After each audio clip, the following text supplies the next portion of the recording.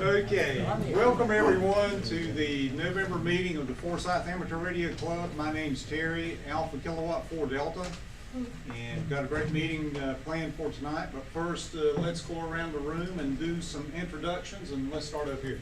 Hey, I'm Henry, W2DZO. I'm Eric, WK4CW.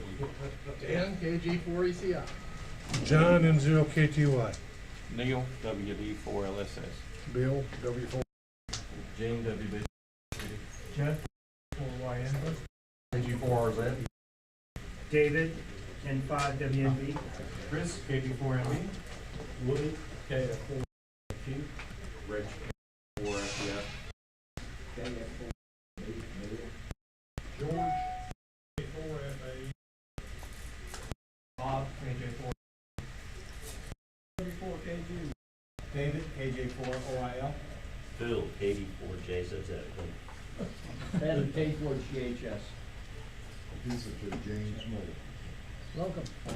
David, WD4BYA. Bob, I'm still working on it. David, K4DBS.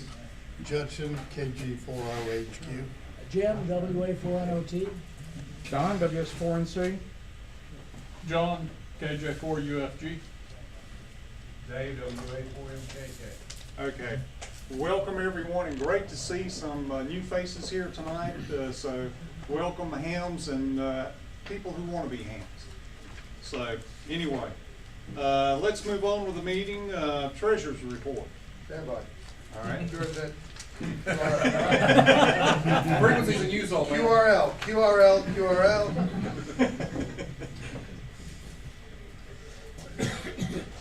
I'm back. All right. I had to do some last minute math. In fact, I didn't even write it down. All right. We, since the last meeting, we've had a little bit of tech bills that we had to clear out from Dale. We had some our standard bills, AT&T, Time Warner Cable. We had to spend $40 for a check order. I ran out of checks. I had to check. Huh? Thanks for the check. You're welcome. You welcome. Everybody get your check. All right. Postmaster, I had to update the PO box for next year. I also bought some paid some prizes, and we just in case you hadn't heard it yet or read in the newsletter that the board voted to purchase a 440 MFJ 440 SWR analyzer, which we have as a club, and it's here for a checkout. We had so many requests to have one, and we just found one on sale, and we went and bought it. So we got that, and that's in the shack here if you're in need of that. After all that, we are standing at a balance of $1,810.41. We'll have a little bit of end of the year monies that will go out, but other than another one newsletter to go out, that should be maybe a little bit less now. We should finish up with roughly $1,700 for the year. I haven't turned in the bills for like 5 newsletters. You got 30 days and you can eat them. I have done it before. Anyway, so we're okay. Okay, Very good. Thank you. Very good. And I've had a few questions about for next year paying memberships. Can people do that tonight, Mr. Secretary? I've already gotten That one. goes to the treasurer first. Well, Yes. Treasurer, Yes. comes to me. And Yes, you can. Raymond is first on the ball here. Raymond is. Great job. Okay. Speaking of Raymond. All right. Okay, next we have a reading of the minutes of the last meetings. I have a motion.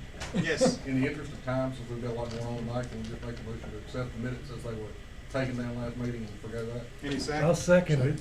All those in favor say aye. Aye. Motion carried. We're Very waiting good. for the thank you from Don. Thank you. I will say though, from the last meeting, we did elect new officers for next year, and I think that needs to be brought up again, this meeting. Tim King, AG4RZ. Jerry Minor, K4GW, back of the room there. Don Edwards, WS4NC, is secretary, and Jerry was vice president, by the way. Mr. Secretary, Don Edwards, WS4NC, and treasurer, Henry Heitman, again, W2DZO. So congratulations to the new officers. Okay, any more business stuff other than Harry's report? I was gonna just do the results of the Super Duper CQ Worldwide Challenge, because I had 2 entries. And that's good, because I have 2 prizes. And we had two entries. Terry Brown, AK4D, came in with a score of 28 points. And Jim Mansfield, WA4NOT, came in with a score of 50 points. And interesting that one of the questions I was going to use for a tiebreaker, which I didn't need, but it's kind of interesting information. Jim worked DK5QN, German station, with 5 watts, which ended up to be 850 miles per watt, which is pretty cool. And you worked Victor Kilo 4, Mike Alpha, which is close to 9,700 miles with 50 watts. That turned out to be 186 miles per watt. Pretty good scores there. So they both win the super duper prize of I'm buying them lunch at Subway. Right. So there you go. There you go. Thanks, fellas. And I have one more thing. Only because while I have the floor, I just want to make a comment because I got to give him the magazine. But if you haven't picked up this month's repeater journal, or this quarter's repeater journal, it is, well, it's great for a number of reasons. First of all, it has our ad in it for the Hamfest for next year. It also has several of our members with articles in here, including our 2012 Vice President, several articles. But this is particularly is a great issue because it's got so much more stuff in it than I've ever seen in the Repeater Journal. So John, I have to say to you, this is a great issue, and it's got vintage stuff, it's got new stuff, it's got a lot of stuff in it, and this really tweaked me this month. So cool. So congratulations to the Repeater Journal because it just keeps getting better and better. If you want to look at it, we can pass this around if you want. All right. That's yours though, Mr. President. Henry, will you tell them about, are you going to say anything about us working the Yeah, no, I was going to let, I was here for Worldwide for about 3 hours, and about 5 other guys were here for about 24 hours. So in a nutshell, they did a little bit over 1.1 million points. I mean, they did a great job. They were loud on the bands. They were spotted 5 or 6 times on the Worldwide cluster, and it was nice to hear 10 meters opening. It really was open. Gene, any good stories? Well, you know, I've worked here Saturday all day. Yeah, well, we did hear the other tuner in there, Art, just a tad, but not that one. We didn't do that one. That was not done over we're Worldwide. going to have to see if somebody wants to buy this. We'll say it's experienced. And nobody's claiming it. Everybody's saying, I don't. Whenever this happened, somebody knew, but we can't figure out. It could have been a key down situation. We don't know, even if it happened before the weekend. But if you've never seen a tuner that's toast, here's a tuner that's toast. And it was an Ameritron tuner, and it's one of the. I really hated this tuner for a long time because it's not labeled very well, and if you don't quite know what you're doing, you can easily blow it up. Oh yeah, let's show the world. If Bob Gate, maybe Bob did this before he left. Bob, is this your handiwork? Couple of gallons of simple green, it'll be fine. Yeah, actually, there's probably the only thing that blew up. Be washed off and then start all over again. I think the ballon blew up, Yeah. and I think and the metering circuit went toast too. But Yeah, we'll just leave that here if anybody would like to take a look and maybe make an offer. Thanks for getting it off my table. Yeah. That's Yeah, I why didn't wanna mess with this. that's why my tuner weighs 70 pounds and getting sliced bread with it. That's right, There's a that's reason right. for that. Also- But they did, yeah, go ahead, Gene. Also, then Sunday operated from home in the CQ Worldwide. And just to give you an idea, I worked 120 countries Sunday. And out of that, I worked 900, I had right at 1,000 stations. But worked 37 zones, missed 3 zones. But 10 meters, I didn't have any antenna up for 10, so I put the 2-element quad that we use at field day that I've had for a couple of years. Jerry used it last year, really liked it, but I had it 10 feet in the air and I worked 86 countries with it. So 10 meters was wide. God bless Now, them. tell them what you're using to work in 96 countries. What were you pushing? Well, it's got a piece of 75 ohm TV 59 RG59 cable as a quarter-wave balun on it, so I was afraid to run over 500 watts on it. I ran 500 watts, but it works good at 500 watts, 10 feet off the ground. So this past weekend was the Work All Europe Ready contest, and I took one of the elements, or I took the reflector off and just had the driven element and put it up 20 feet in the air. And on teletype, I worked 1,000 stations altogether this weekend on Ready, but it wasn't quite as many countries, but on 10 meters, there was still about 60 countries worked with just that one single loop. So you don't have to have a big antenna to do it. No, and he also proved the big theory that whenever we're contesting and we just want to get one more contact. If he had gotten one more contact, he probably would have won the U.S. Right? Well, one more contact. This past weekend in the Ready, unless somebody posts above it, a guy, a PVRC member, but up north, he's got me. You passed QTC reports in this, which is a sequence of 10 stations you worked earlier, if the guy wants to accept them. So, and it slows you down running, but if I'd have passed 10 more QTCs twice, I'd been first place US. So I guess I'm second place so far. That's great. Good job, Gene. That's really great. Well, the one thing that I'd like to say about the worldwide is that the odd thing about it is if you look at the scores, normally our highest worked, our money band was normally 20 meters. 10 meters was the money band. That's scary, isn't it?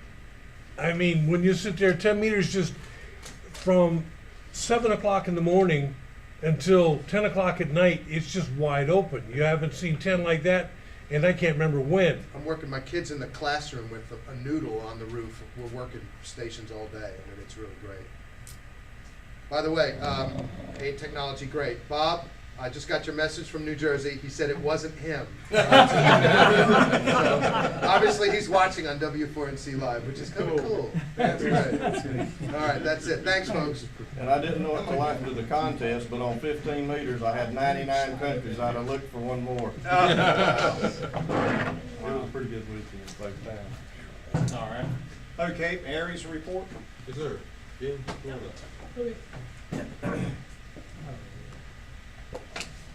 how's everyone doing this evening? Doing pretty good. See all the happy faces out here. Glad to be here. I just want to say that since the end of 2008, John Kippy came to me at the end of 2008 and asked me if I would like to take over the EC position for the county.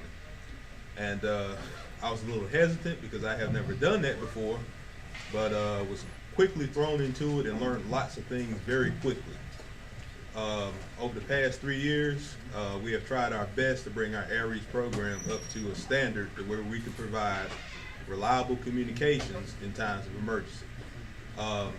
One person who has been very helpful with that with me is Jim Mansfield. He serves as one of our assistant emergency coordinators. I must say that at the end of this year, starting in January, that I will be relinquishing my EC position for Forsyth County. And Jim Mansfield will be picking up as the emergency coordinator for Forsyth County.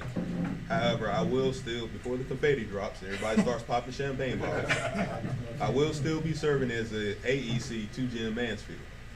And I just want to say that everyone for the past few years have been very supportive with me in working with Aries events, working with programs. Every time we've had events, we've always had the number of people to come out to help, to show up. Anytime I've called on anybody and needed anything, questions or whatever, they've always been there. Volunteers have stepped up to the plate and have come in and have made the program. It wasn't me alone, but us as a group have made the Aries program what it is now in Forsyth County.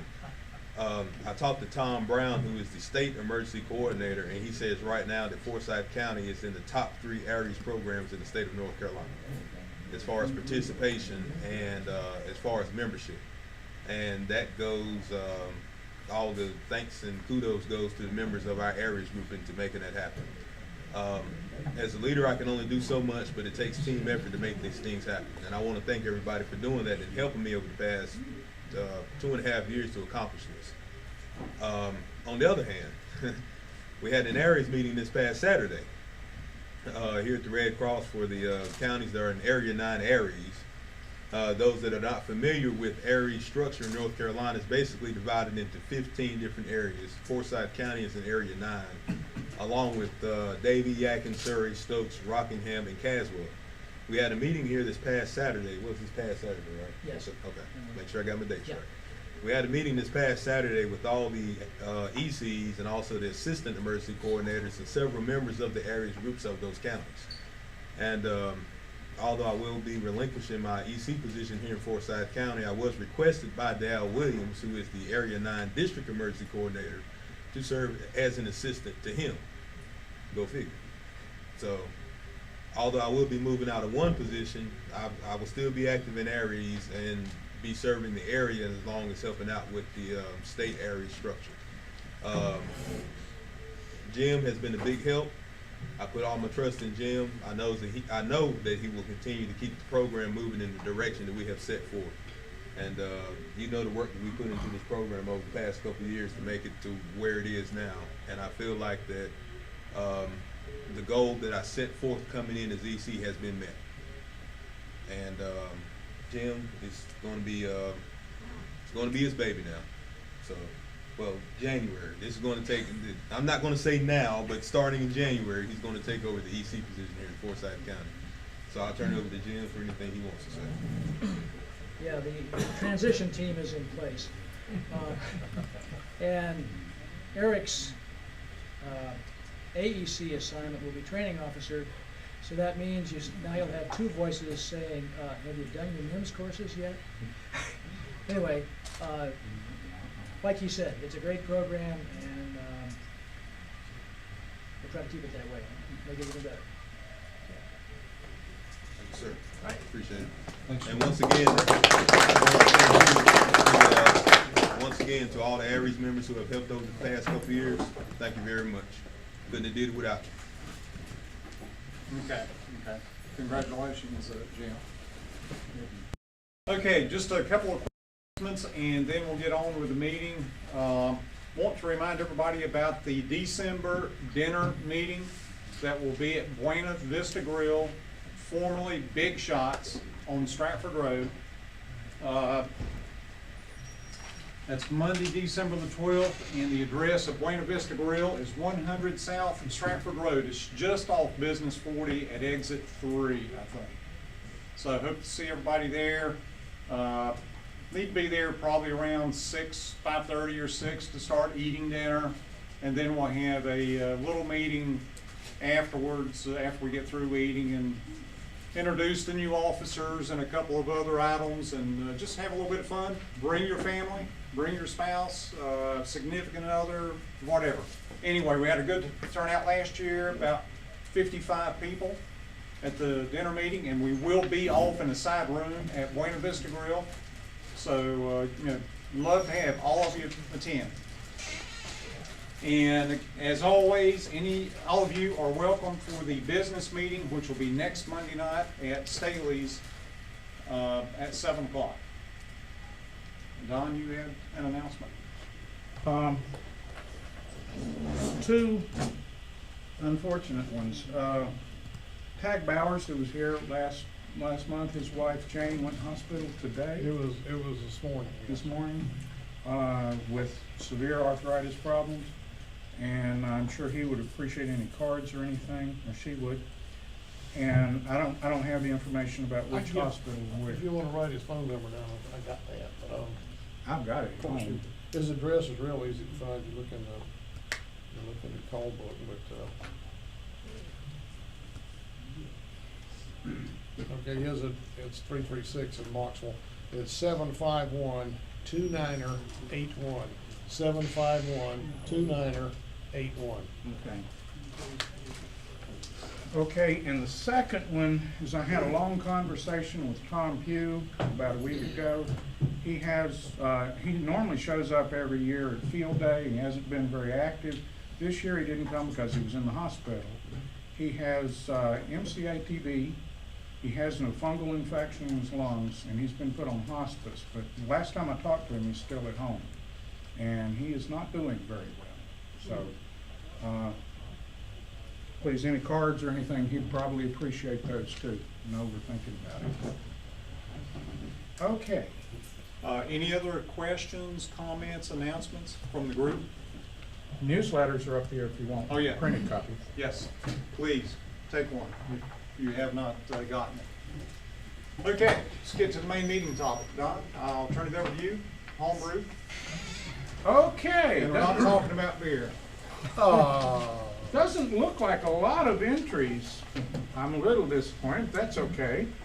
I want you to present what you got up here, and when you do, you're going to get a coupon. I'm going to drop it in that little jar to thank you for doing this, and then we're going to pull them out in order. I've got a goodie box over here, and the fact that you built something, you'll get to reach in the goodie box. I'm deciding whether I'll let you see what's in there. There's all kinds of things. They're all new. They're all about the same value. It didn't break the treasure. But they're all good. I think they're good items. So who wants to go first? I see two entries of John and Tim. Who else brought stuff tonight? Oh, there he is. Chris. This is my entry right here. How long did it take you to build that? It took like 30 minutes after the fire started. It pretty well took care of itself. you're supposed to operate it, not smoke it. Yeah. I'm Go ahead, going to Tim. pick 1, 2, 3. Anybody else going to present anything? Steve, I think. Huh? Right here. Oh, Steve's got stuff. Good. That's 4. Goody. So go ahead, Steve. Youngins first. Yeah. Women and children first. Make it sound like a sacrifice. No offense, Steve. At the average age of everyone in here. Although we don't rush, take your time. We are starting to get kind of critical mass with kids. We've got several 12-year-olds. I think we got one 10, or did he turn 11? I think he's almost in there. Jack, I couldn't think of his name. Jack O'Leary. We got Dylan, his older brother. We got several other kids. We've got Jason. Jacob, Jacob, 13. 13. Emily, who's Emily. 10 or 11. No, she's I think almost a teenager. Really? She is 13 right now. Yeah. Wow. Yeah. And one other that doesn't come off the top of my head. Steve, grab something. Let's go. Okay. Let's see here. Yeah, this is, oh, thank you. I've been working on a couple of small projects over time. This is one I've built a while ago. I kind of put it in the box to leave it a little as a surprise at first, but I'll get it hooked up here. This is a standard, I did not build this, of course, a Linko DJ 195 radio. And let's hook it up to, let's see, 5, 6, hook it up to this little gadget and see what happens. So far, nothing much interesting. Take another HT, turn it on to the same frequency the link goes on. Hopefully if nothing broke. This is the LED, yes. Yes, so far not very impressive. I hit the HT here, the LED light comes on. Now for those closer, you may notice, if you look very closely at the LED, look what happens to it as I'm talking. It modulates. Yes. I have effectively made here a 2 meter to red light crossband repeater. A red light in the red light district? Don't go there. But this does transmit in everything that is received on right now. This national simplex frequency is being retransmitted on red light on the LED. Of course, it's only one way, RF to light, but it does work. I have a companion to this project. Yeah, over here in ours. You broke it. Well, you can take the surprise away now. That's the actual circuit, and you disconnected the wire. Yeah, if we'd have seen that circuit, we'd have known immediately what that was. Well, I wanted to put it now. This came out. Make sure it gets back in the right place. It won't work without it in the right place. Yeah, unfortunately I wasn't able to solder all the components together. I tried to get done what I could. Still come on. The next part is the receiver. Now hopefully this will work. I moved it, and sometimes when I move it, it decides not to work as well as it did before. Make sure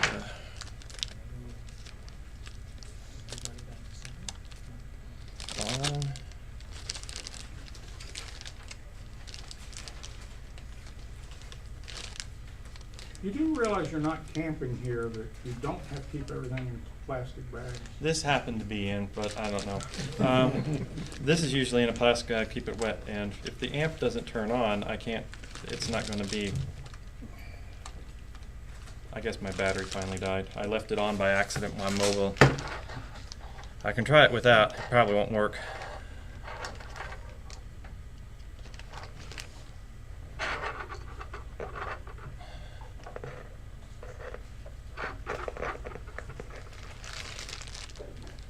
K24JW testing, 1, 2, 3. Unfortunately, without the battery having amps, it's a little hard to hear anything. But, that's two of the projects I built. This you can also use for hearing things such as a standard remote control, and I sometimes use that for testing. But without the amp working, I can't. Well, if it doesn't work, I'll take this back. Well, The transmitter worked. employing the KISS principle, we can hear you just fine without the amps. And if this was a darker room, you can move it around. You can move the receiver and transmitter even further apart. I've been interested in building more and more circuits, trying to see how far I can make a light circuit run far. Fiber optic cable would. Well, yeah, off the cable, but I'm curious about what can you do via the air. This was my next project. I was working on a prototype for a transceiver using my own home brew designs. This would modulate a light bulb at first, but I'm hoping to eventually convert it over to run higher power LEDs. Can you bring it in closer? Thanks. This side is the transmitter part, and this section is the receiving part. Standard photodiode, phototransistor on one side. And a little custom quick heat sink. Awesome. But hopefully I'll have this in better shape as time goes on. One last thing is still a work in progress. It's not working yet, but I've been working with the group on a 20-meter Bix rig. we've been slowly working on these projects together as a group, and hopefully, maybe by next year I'll have this done and up and working. Several of them are working, and nobody brought one tonight. You did? Well, I brought one, it's just not a working version. Yeah. I'll set this down there. Door. Hmm? Door. Somebody's at the door. Oh, thank you, Jim. Okay, next, I'm just gonna go in order as I see it. Mr. Kippy. Okay. Are you done, Stephen? I'm sorry. I was sorry. I thought I'd leave that out. Yeah, nice, please do. Nice job. He's been fascinated with light communication for years. We've chatted about that. And again, apologies to John, but don't look into laser beam again with remaining eye.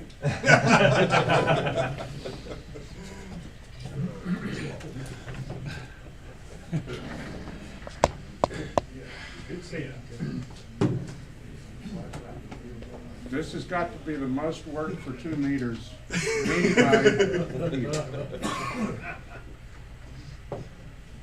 You can take. Time on your hand, John. Actually, this year, yeah, it's had a little bit of time on my hands. Don shop, it looks like. It came out of Don's shop. That's where it started at my house. We'll move to Don's shop. Then went beyond there. This is a working 2-meter model of a 40-meter antenna. If this was full-scale 40 meters, it would be at 65 feet to the top, to the top of the tower, and each of these would be 66 foot long. Because I put them in the form of a cage, instead of a standard dipole having about 150 kilohertz wide bandwidth, I have the full 40 meter bandwidth. Any place on 40 meters from right down to 7 megahertz all the way up to all the way up to the top of the band. The one at home, I did build one of these at home and have it up on the side and pointing it towards Europe. And but I need 10 more foot of tower. Henry suggested that I do that when I put my tower up, and I didn't think so, but now if I'd had a 10 foot up there, this is what would be at my house for 40 meters. It does work.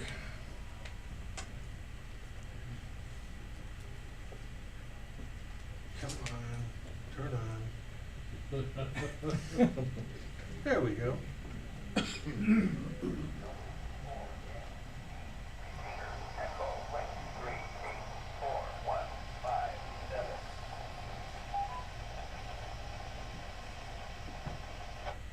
N0 KTY testing.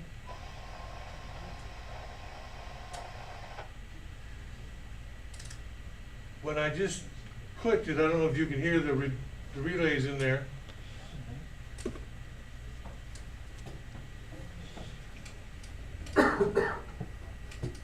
But the relays are active inside the unit.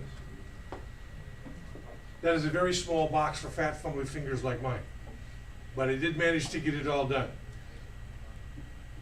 Gene was going to make me a schematic for it, but I never did get.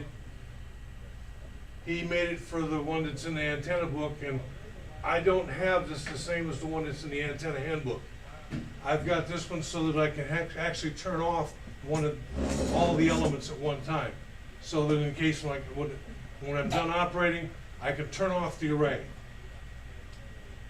And none of the elements are in place. The one inside the antenna handbook has one of them is always in line. This one I can turn off the array completely and not have anything connected to my radio. But that's basically what it is. I'll leave it up here, and you can come up here and play with it, see what happens to when you key the mic and see what happens. You'll see that.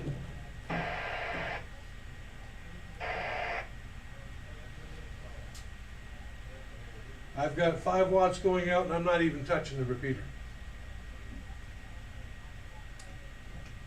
That's usually my problem. You call that a dummy line? Not there. No.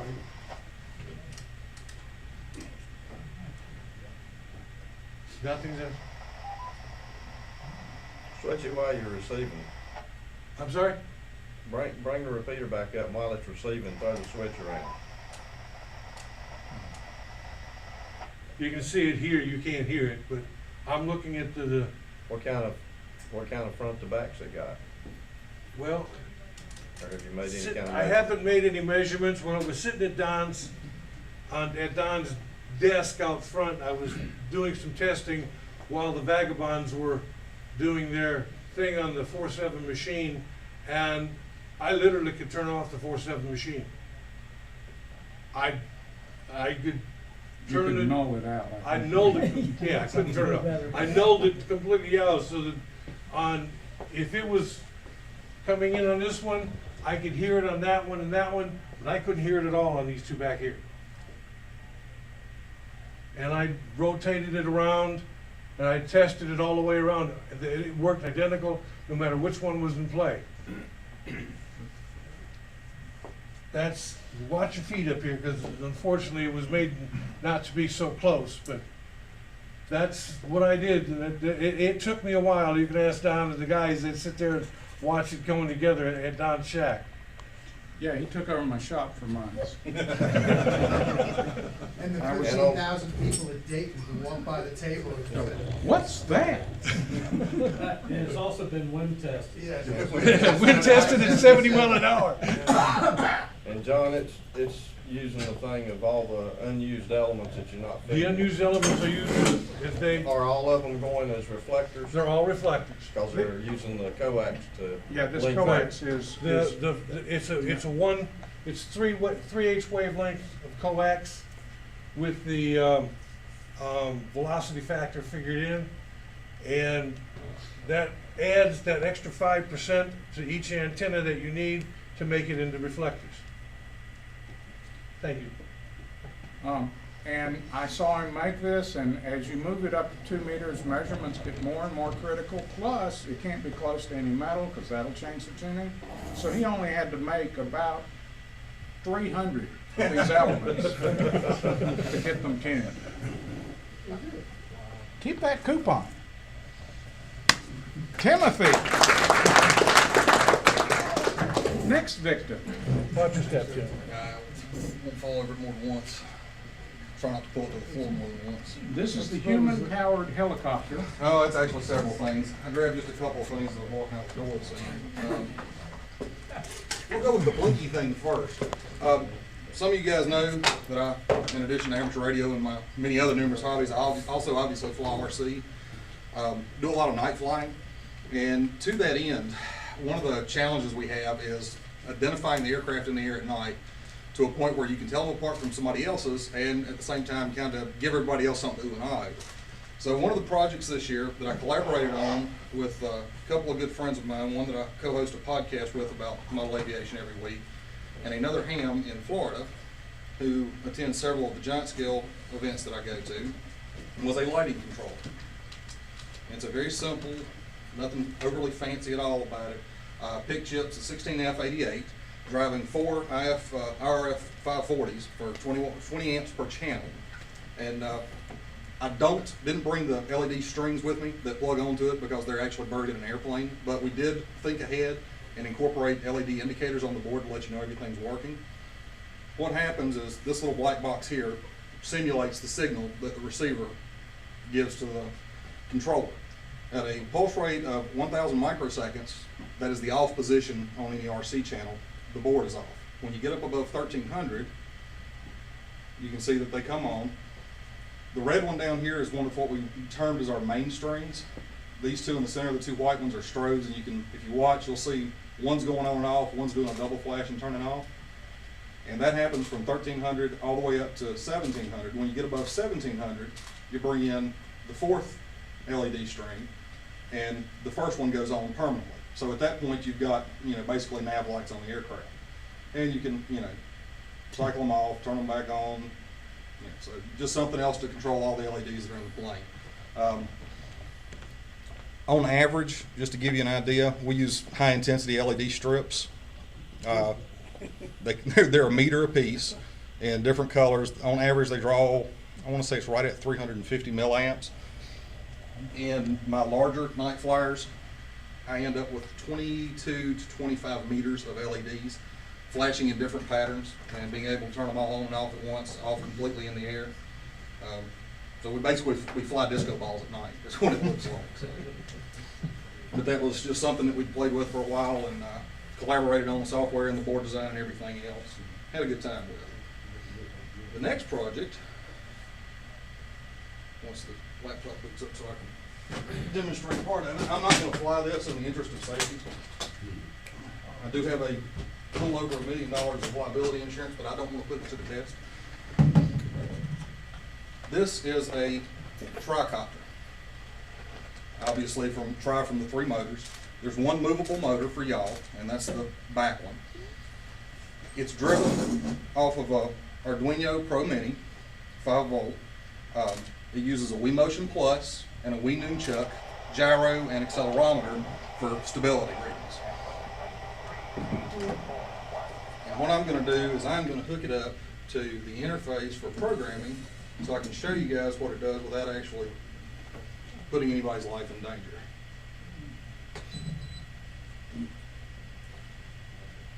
There's a 2-stage process, lots of cables obviously. When I plug the power in here, there's a 7805 setting in here, there's a regulator that powers up the hardware. There's a jumper that has to go in place, a key that actually supplies power to the speed controls to arm the motor. So at this point with that jumper not in place, it's completely safe and it can't spin the motor safe. Right now, once it starts talking, after it's happy, and this may be a little hard to see, so we can, a little later we'll bring this up as people come up so y'all can see what it looks like. This screen here is a configuration screen, and in the center here, you can see a pitch and a roll indicator. You might be able to make those out moving as I tilt it. It's reading the positional information of the gyros and the accelerometer. And there's a pictograph down here that actually shows the whole craft and what it's doing. This is actually the tail, the back end. This is the nose. So if I tilt it forward, you can see the back end is lifting, back end is dropping, left, right, and you get a graphical readout of what the gyros are doing. The accelerometers, if I turn those on, you'll see those go active. And once I go through the arming sequence, all right, now it's on. These bars become active. Those are the relative positions for the throttle. And you can see the throttle moves up as I advance the throttle on the radio. You see the outputs to the channels for the ESC start to go up, and as I tilt it, you'll see those start to move as it auto-corrects and attempts to level the craft.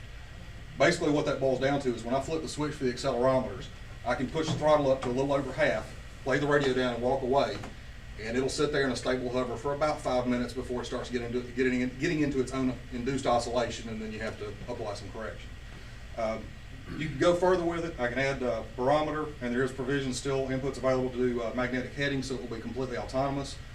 We've played around with doing GPS inputs. It's working, but not to the point that we're real happy with it. But it's a lot of fun to fly, something a little different, and works real well. The yaw axis, and that's the easy one to see because you can actually watch it move, but as I wiggle it, the servo is attempting to compensate for that motion. So that's been an ongoing project for about 1.5 years now. I helped a little bit with the software, basically just ideas of things that can be done to improve it. The board layout, the main board, I helped with the layout of that, and then the design of the craft itself is actually something that we call our QSC build. We do a series every year on the podcast of quick, simple, and cheap. And last year's was to do a multi-rotor craft, and Crash and I, he's N5 TCC, decided we wanted to lay out a board and figure out what we could do about getting a framework set up for the tricopter, and this is what we came up with. So that was actually cut on a CNC machine that was a project a few years ago.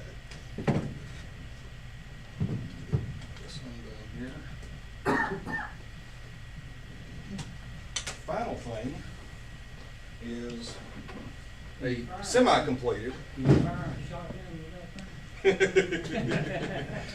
I'm not gonna talk about any, any projectiles that may not be able to be launched from any aerial remotely piloted vehicles that may or may not be owned by civilians. This is a completed BITX-20, completed in the sense that it is working and fully functional, uncompleted in the sense that it's going in a different cabinet. This one is one of the ones that we built in the Don QRP Club. I added a frequency counter that actually derives its input off of the IF and its offset so you can actually get true frequency. And everybody gave me a hard time about this. The first two contacts that I made with the rig, or second two actually, I wrote down on the top of the box because they happened on my workbench away from the computer. 5 watts out, I worked R2 ITA, got a 5.7 report from him at 5:25 p.m. on May the 25th of this year. And then, let's see, on the 26th at 23:14, I worked Y03 APJ, got a 5.6 to a 5.7 into my 4-element tri-bander at about 40 feet. The rig does really well. Great receiver. We're really impressed with how well the receive works on it. Not a hard build at all. If you're interested in kit building, it'd be a good way to go. You learn a lot from it. We've had a good time putting them together. And we are gonna finish all of it. Yeah, everybody else's will be finished at some point. So. Tim, I can sell you a cabinet for that. Burn smell cost extra. And I added an S meter that was, that's a real simple, just a single transistor audio amplifier run through a half-wave rectifier to drive the meter, and had to play around with it to get the levels like I wanted. It's there more for looks than it is for accuracy. Although I will say that when it shows S9, it actually is an S9 signal. Nothing else on the scale is right, but if you're S9, you're truly S9. So. You got the only one working, don't you, Tim? I think there's one more working in there. Didn't somebody else finish one? There's several of them. That's what I was thinking. Well, I did use it at field day and made a couple of contacts with my own call just for the heck of it. So it has proved itself out in the field. And like I say, it's a fun little radio. If you've never built a sideband rig, that's an easy one to build. So. But anyway, that's like I said, it's just a few of them I threw in the truck to bring over here tonight. I was hoping you'd power that up. That? No. Oh, that? All right, we can. Drag an antenna out here. Piece of wire? That'll work. It is amazing how well that thing. Well, there's 50 foot of coax, just doesn't screw. antenna right there. Doesn't screw. Put it on 40 meters. That's right. So, yeah, let me go in and make a band change here real quick. You know, I can throw this on one of the beams real quick. I got 50 foot. Don't we have a tuner right here we could put between you? We probably could. it has an impressive. I don't know if it'll handle the power though. I don't think it'll handle anything right One is probably dead right about now. Circuit board. now. What antenna you want on? Something on 20. Watch 20 meters be I close. started for the saying first it dead as a time in door months. now. It's about time for it to be. Then what kind of mic you using on Computer headset.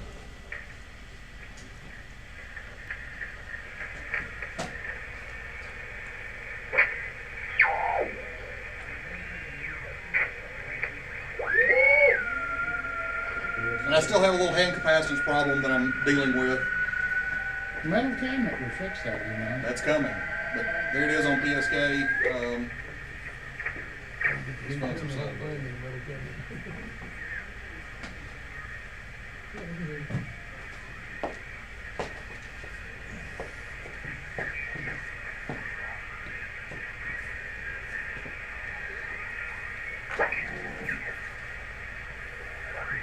Tuning can be a little touchy. Get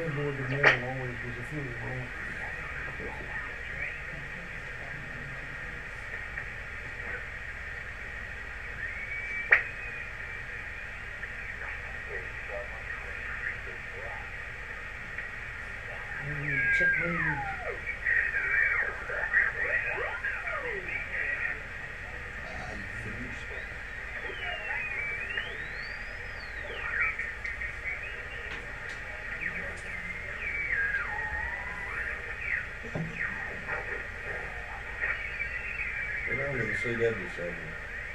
And that was slow scan if you can copy that in your head.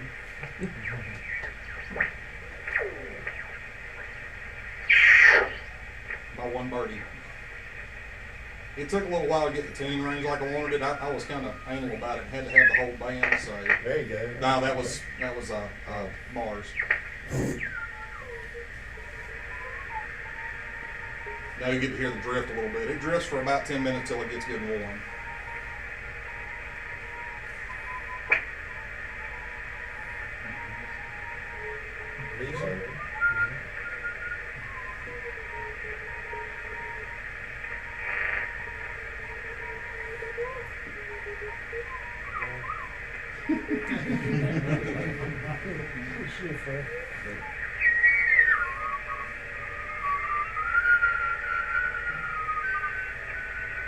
And I don't have the filters on, so you'll have to just,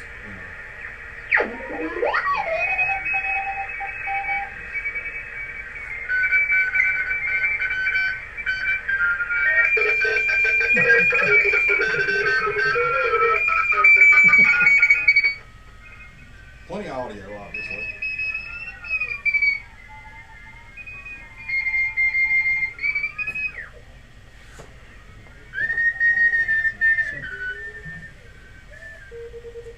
But Don ordered these boards, they come from India, and when they came, there was a burlap bag. It looked Yeah. like somebody's head was in it, a round. That's exactly what it was.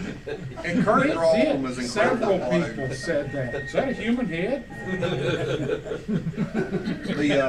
Before I put the frequency counter kit in, it was, I want to say it was, what, 340 or 350 some odd milliamps on receive. So the current draw is real low. You could use it conceivably off a 7.5 hour gel cell for quite a while. The nice thing is the display now is doing it. The way that display is set up, and that's a kit that Sunil, the same guy that did the board kits for us, also offers. After 5 seconds of no tuning, the display will blank, so you can count that out of your current draw. And then if you touch it, it comes right back. So, and the frequency counter is pretty neat. You can use it as a standalone counter while you're building the rig or for anything else if you need to. So. It was room-grabbing sound on the sideband when the first one powered up. It was great. It's impressive. It's a great little radio. I've had a lot of fun with it. And this is a great example of why you don't want to tune everything on one knob. And this one's actually split. There's a fine tune and a main tuning, but as Don can probably tell you if he recalls, I went through a little rigmarole getting the tuning spread like I wanted it. So mine's a little more touchy than it needs to be, but yeah, you deal with it. Because they are sideband rigs, and they do run sideband.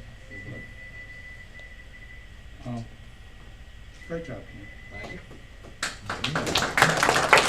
We will redo that club. We will meet on Tuesday nights. There will be a limited number of people because I can't handle so many, and I will have a sign-up sheet after probably January. Chris, who needs a computer to show this? Yeah. One of the projects is too big to bring anywhere, and the other one's being used by the wife, so I didn't want to mess her up at all.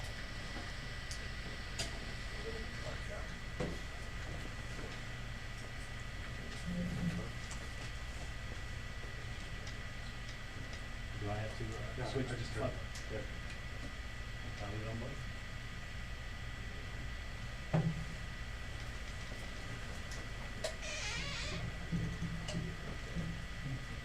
Sony, no baloney. Southern New York. There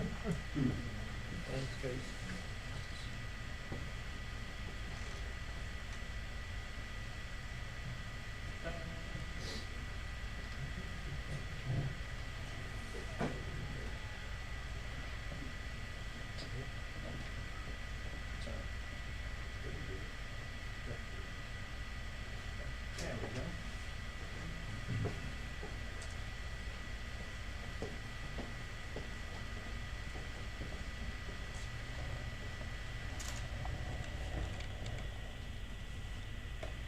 All right, so the first project I made was when I was a kid, silver spoons. I thought it was the neatest thing in the world that this kid, had this arcade, machine in his own house. And when I was a kid, I'd get a roll of quarters, play forever. So I decided to build my own arcade cabinet.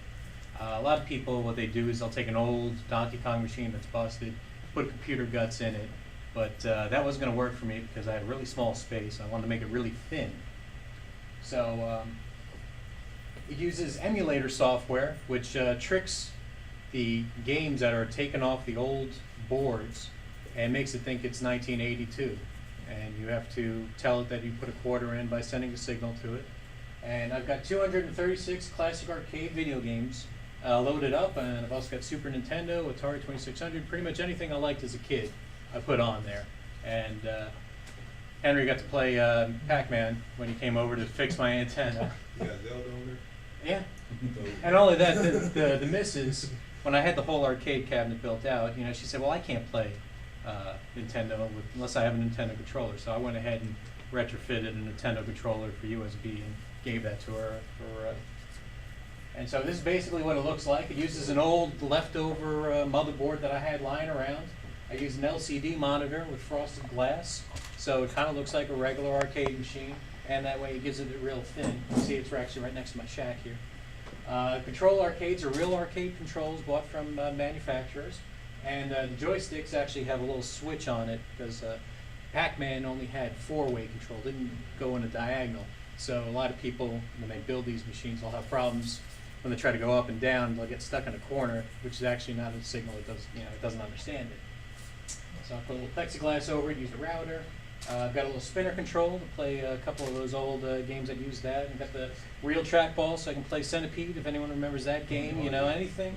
And like I said, these are the actual programs, so they're not a simulation. It's the actual game. If I was really good, it would, die at the highest level, just like it did in the old machines where, it ran out of memory. And so here's the layout underneath the controls where I wired up everything. I've got there's some circuit board in there somewhere where I had to kind of control the mouse.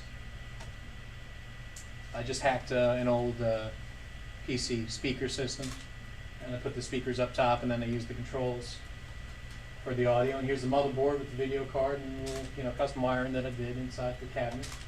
And there's all the software where you control it to pick which games you want. And here's Pac-Man that I took a quick picture of. And now the second project that I built was my own DVR system. I was getting tired of DirecTV. Every time it rained, we'd be losing picture. So I went ahead and built there's an open source antenna called the Gray Hoverman antenna. You can't buy it, but you can build it. And I put it up on the tower just to see if it would work. And it did work. Unfortunately, it blew down because I didn't secure it well enough. So I ended up putting up a real antenna that I bought, so that way when ice comes along. But basically, it'll record anything over the air, and I'm in Moxville, so I pick up Greensboro and Charlotte. So I pick up somewhere around 45 stations with sub-channels, digital picture, full HD picture. And it actually worked out better than DirecTV. And since a lot of stuff we watch is on network TV anyway, we went ahead and canceled DirecTV, and I'm saving $100. And the computer that's in my shack records 3 things at once. I've got 3 tuners, and it'll record the sub-channels also. So like WXII has a sub-channel that plays old movies, and it'll record both of those at one time, and that one counts as one tuner. And since it's a digital signal that comes down, it doesn't really take much processing power. I go ahead and use my logging program, or I'm on the air doing radio, whatever, at the same time, and it's not an issue. And the programming, software, you can kind of customize it as you want. So it's a little bit smarter than your commercial DVR. It kind of figures out, well, this thing's going to be on a little bit later, or you like this, or here are only the new shows that are showing up. Do you want these? It'll remember every show that you've ever watched. So if you tell it, if I've seen it, don't ever record it. It knows. It pulls down listings twice a day. Once in the middle of the night, and then I have it do it right around 5 o'clock.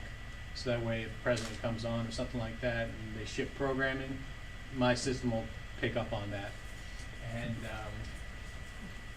so there's my little shack computer, and there's the recording. Now, of course, no one's going to watch TV in here. It actually talks to through Ethernet to a little computer that I bought on my main TV.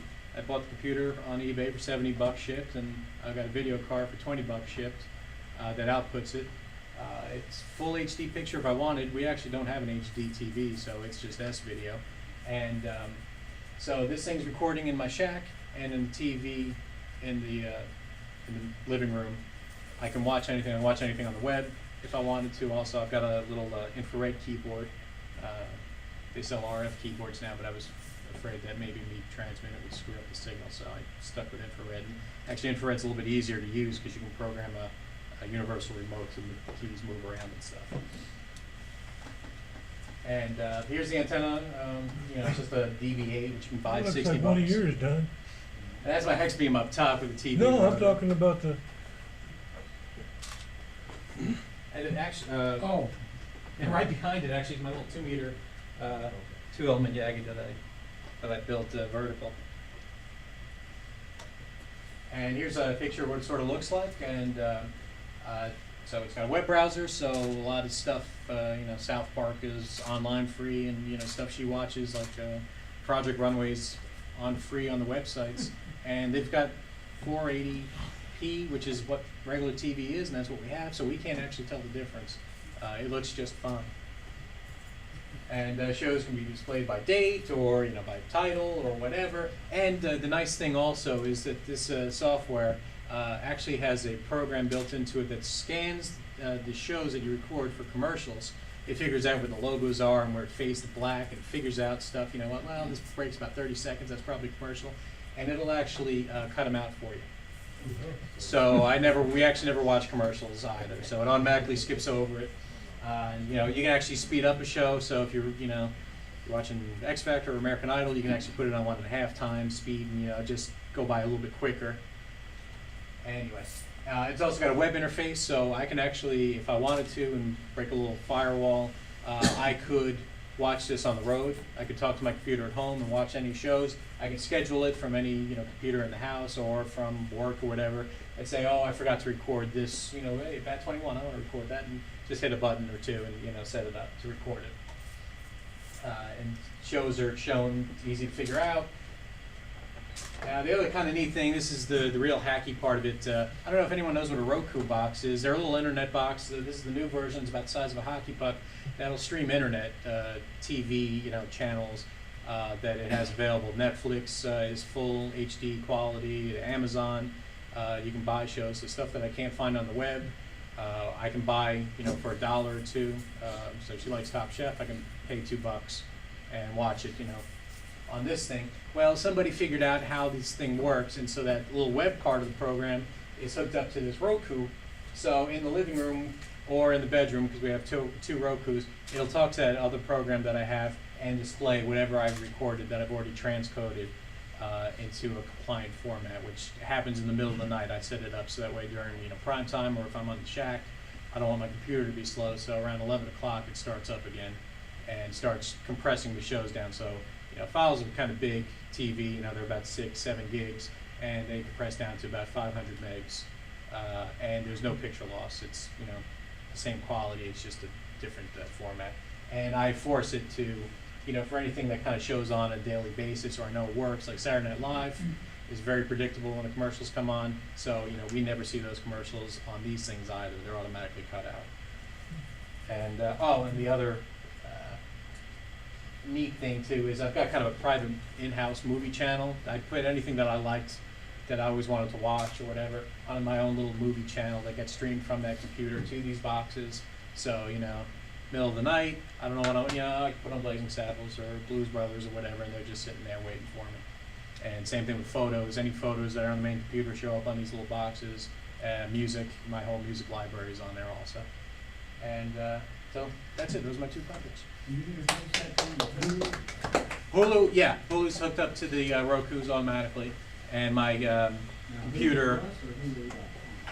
Well, my Hulu Plus for the Roku's, so you had to pay for it, and I don't pay for it. So on my main computer on the TV, we just do straight Hulu, which actually is I like a little bit better. They got a computer interface for Hulu.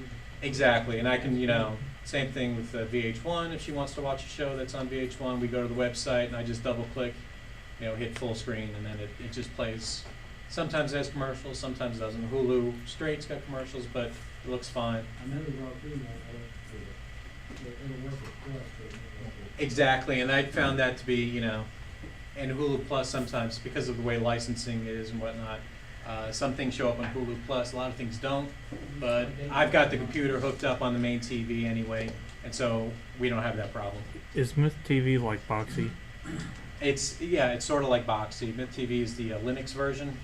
I should say I'm a Linux guy, and Roku's actually run Linux if you hacked into them. And there's 10 of us now that use this program on the Roku, and so I kind of worked with the developers, and I ended up my script to automatically cut out the commercials and update that. That's the one that they use now. So, but it's very similar to Boxy or the XBMC. A lot of people hack the Xboxes to do something similar. What kind of capture card do you use? Two capture cards that I have are built in. I bought it for $15 and $25 used on eBay, and they're ATI all-in-wonder that are just to capture. They record analog video, but they also have got the ATSC digital capture. And then also in that picture, the little blue box that I had down there, I spent $30 on it, and that's called an HD Home Run. And that box is an external tuner box that puts the output on Ethernet. So it's actually hooked up to my router, so I can get it that way. And that actually works a lot better. I would have done more capture cards on my computer, but my power supply is not strong enough. And since I had to hack that power supply to get out with the birdies, because I put a RFI filter in there so it wouldn't be interfering with my rig, I don't want to have to go through all that again, so I just ended up buying the external box, and that worked out just as well. And so far, 3 tuners, that's all I've seen that I really need. So. Good job.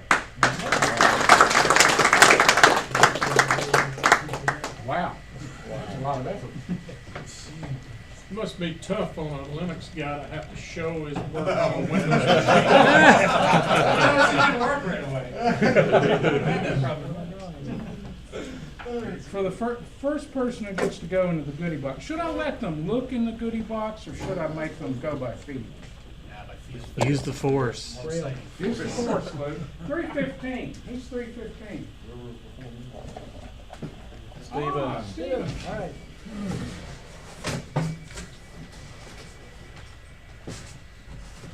He's trying to peek over the top. I have a feeling this might take a while, because he'll go through and want to feel every one of them. Yes, there goes the rat. Why didn't I think of it?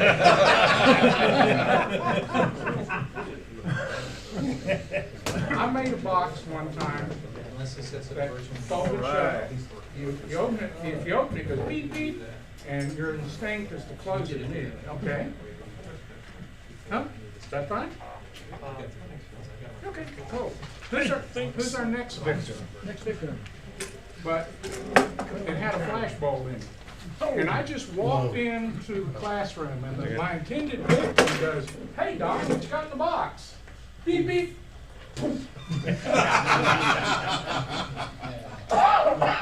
Oh. 317.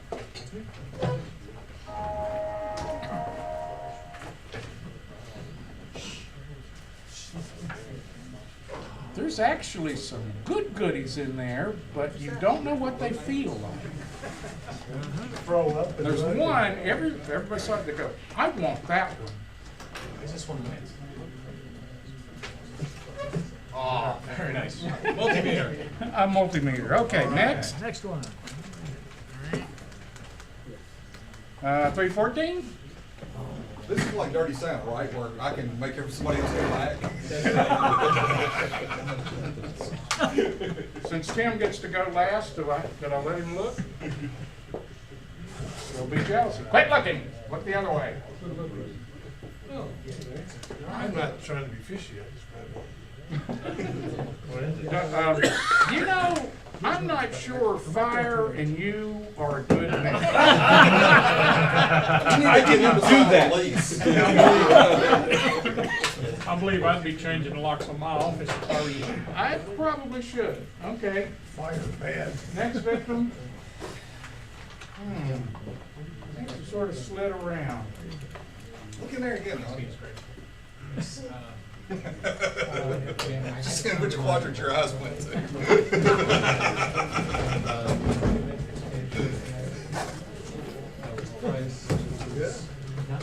I felt that on the shelf. intrepid or something.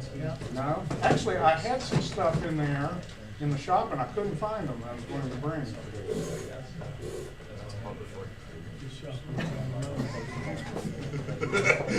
I went to the store and bundled everything.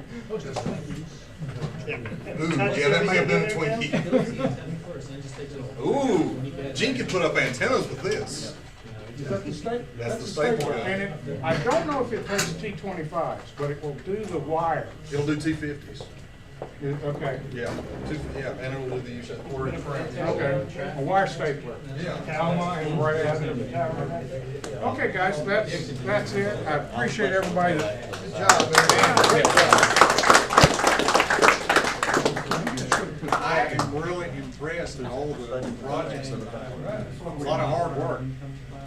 How many people here tonight think that you will be attending next month's December dinner meeting? All right, good, good. Hope more of you can do that. I got one more bit of item, Henry. Is this it? Yeah. All right, I just wanted to, a couple of people brought up field day, and it's very rare when we can say this, so we need to say it now. The #1 station in the United States and Canada in 7A battery was the Forsyth Amateur Radio Club.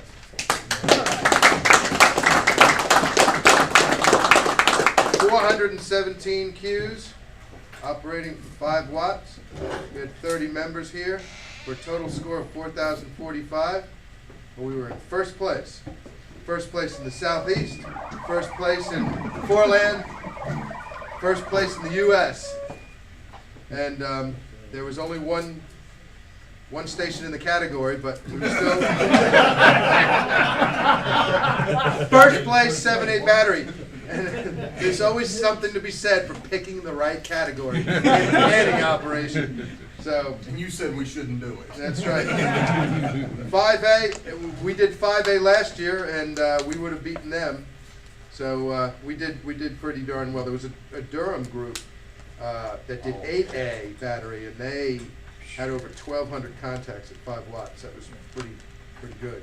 That's not. I'm sorry. It was a Durham region QRP group. It was in Canada. It was on Ontario station. So 9A battery was Orange County, and Durham FM Association. That was a big W4UNC. That was almost 1,800 Qs at 5 watts. That's a really good score. We'll have some fun next year, though, won't we, Tim? So congratulations, everybody. You were part of a #1 effort.